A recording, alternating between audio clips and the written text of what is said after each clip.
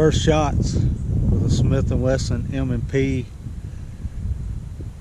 M2.0.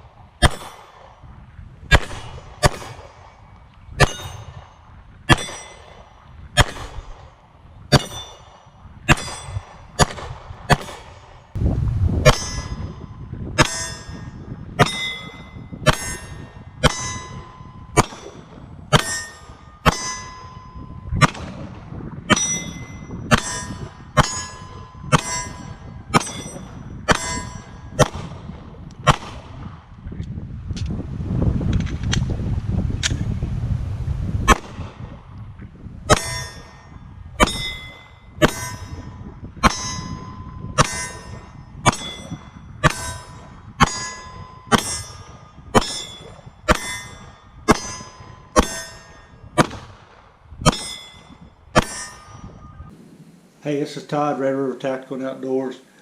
Today we're going to talk about a firearm, do a review on this Smith & Wesson M&P M2.0. My cousin come down about a week ago and had this firearm, and I shot it and I really liked it, so I went and picked one up. It's a great shooting firearm. First thing we're going to talk about is what comes in the box. It comes in this hard case. When you open up the box, you'll see that it comes with 4 interchangeable back straps, and the paperwork is up here, and it comes with 2 magazines. The 4 interchangeable back straps, they make these to fit anybody's hands from small, medium, medium-large, and large. It comes with the large one on there, and I've tried them all, and that just fit my hand better. It comes with 2 17-round magazines. As you can see there, these are loaded. You can see the gun is not loaded. Took the magazines out. So that's what it comes with. I didn't previously like the Smith & Wesson M&P. I didn't like the way it shoot, and just the trigger was sloppy on it, so I didn't ever buy one. I've shot them, but didn't care for them. But this one right here is a very improved version of the original Smith & Wesson M&P line. The first thing you're going to notice about this gun is the trigger. The trigger is amazing. It's got quite a bit of take up. The take up don't bother me.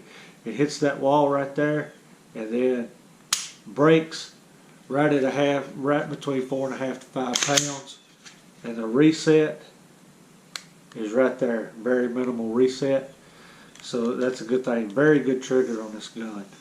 Another thing Smith & Wesson done that every gun maker should do, and I commend Smith & Wesson for this. When I shoot, if I get a proper grip on a gun, the Glocks, the SIGs, the FNs, all of them, just about every time on the last round the slide will not lock back because I ride this slide lock button. Smith & Wesson has moved this slide lock button forward, and if you can see, my thumb comes nowhere near it when I'm gripping the gun. So that is, I commend Smith & Wesson for that. Every gun company should be doing that. Move that slide lock button forward. It's still no problem. Lock slide back with the regular grip. The next thing I noticed right off about this gun is the slide manipulation is smooth, very easy to manipulate. So for women and men with weak hands, this gun manipulates very easily with the slide.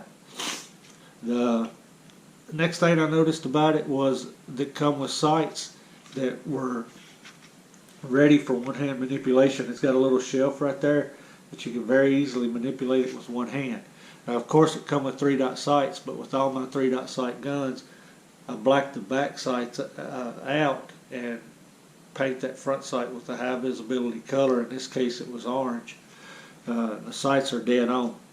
I will be getting some night sights pretty soon for this. I'm going to take this gun apart and show you the next thing that Smith & Wesson done that I noticed. Very easy to take apart. You lock the slide to the rear, pull this takedown lever down, release the slide, and I just pull the trigger and the slide comes off. That's the grip and the frame of the gun. Smith & Wesson has reinforced this with steel. It's very lightweight though. It's just as light as the Glock 17 or the FN9, just as light as those guns. But the frame is reinforced with some steel, which is good. It don't, when you slam the magazine in, the slide don't go forward as easy as a lot of the guns do. This is the slide right here, the internals of the slide. I don't think they changed that much. The recoil spring, it's a stainless steel recoil spring, and then of course the barrel, 4.25 length barrel in the gun. Put that back together. Now I'm going to get this owner's manual out and show you something here. Smith & Wesson on the lubrication of the gun. Smith & Wesson shows 8 lubrication points on this firearm. No lubrication whatsoever in the slide. They recommend the top rails right here on the locking block, 1 and 2, 3 and 4 back here on the back of the slide connection. And then they recommend a drop of oil here and a drop of oil on the slide lock lever. And then of course the barrel itself, and then the barrel hood. I also put a little drop of oil inside the slide on the top part where that barrel rides, because that's where I've seen most of the wear on my other guns. So this is, like I said, this is a great striker fired firearm, one of the best that I've seen so far. I've put 330 rounds through it in the last 2 days. Very good firearm. The recoil comes straight back into you. It's very easy to get back on the target. The grip, I didn't mention that. The grip also, the Smith & Wesson improved. It's got a very aggressive texturing on this grip. It's almost like sandpaper, which I really like. Some people might not like that about this gun, but I love it. Very aggressive, so there's no need to stipple it. It's already, you won't need anything, you won't find anything any more aggressive than this buying it from a factory. So I like that about it. Again, it's 4.25 length, 17 round capacity. Very good trigger on it. Let's see, cocking serrations in the rear.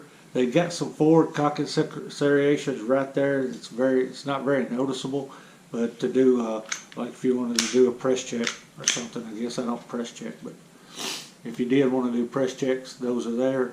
It's got the standard Picatinny rail on it, and ambidextrous slide locks.